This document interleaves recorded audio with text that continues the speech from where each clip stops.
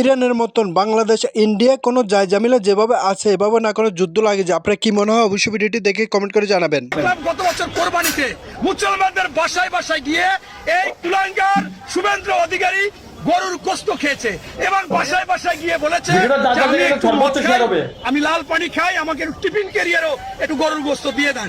এই যে কত বড় খারাপ মুসলমানদের বাড়িতে বাড়িতে গিয়ে অভিনয়, আর এই নির্বাচনের জন্য এখন বলতেছে যে ওই এলাকায় কোনো মুসলমান রাখা যাবে না, পশ্চিমবঙ্গ মুসলমান মুক্ত করা হবে।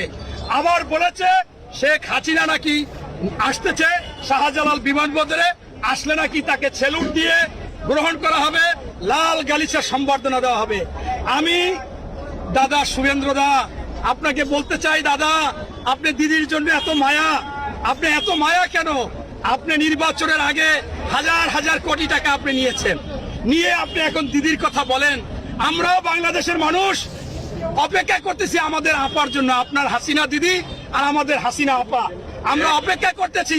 আপনি লাল গালিচা সম্বর্ধনা চেয়েছেন, দাদা আসুন, আপনার সাথে আসুন। আমরা লাল গালিচার সাথে সাথে আমাদের দেশে লাল দালানও আছে, সেই লাল দালানে আমরা নিয়ে আসবো, অসুবিধা নাই। আপনি উস্কানিমূলক কথা বললেন না। আপনার দেশে লোকজনকে ধরে ধরে নিয়ে বলেছেন যে অন্যায়ভাবে প্রবেশ করার জন্য মামলা দিয়েছেন।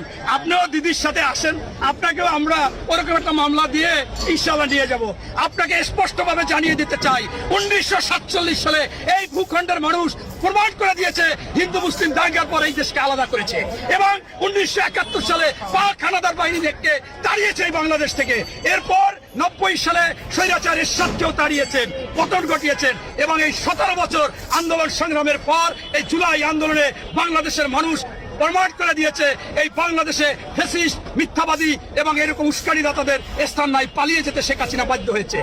শেয়ার করুন। বাংলাদেশের মানুষ ইনশাআল্লাহ আন্দোলন সংগ্রাম করে এ পর্যন্ত বেঁচে আছে। আপনার মতো শুভেন্দ্র অধিকারী যে হুঙ্কার দিয়েছেন, আপনি বোকার রাজ্যে বাস করতেছেন। ফার্দার যদি ওই ভারতবর্ষে কোনো মুসলমানের উপর অন্যায় অত্যাচার হয়, ব্যভিচার হয়, মন্দিরে মসজিদে যদি আগুন জ্বালানো হয়, ভাঙচুর করা হয়, এটা বরদাস্ত করা হবে না। এবং আমি আপনাকে স্পষ্টভাবে বলে দিতে চাই, এটা রাজনৈতিক শিষ্টাচার না। অবশ্যই আপনার ভারতবর্ষে সংবিধানে আছে ধর্ম নিরপেক্ষতা, যার যার ধর্ম শেষে পালন করবে, আপনি বিন্দুমাত্র হস্তক্ষেপ করতে পারেন না।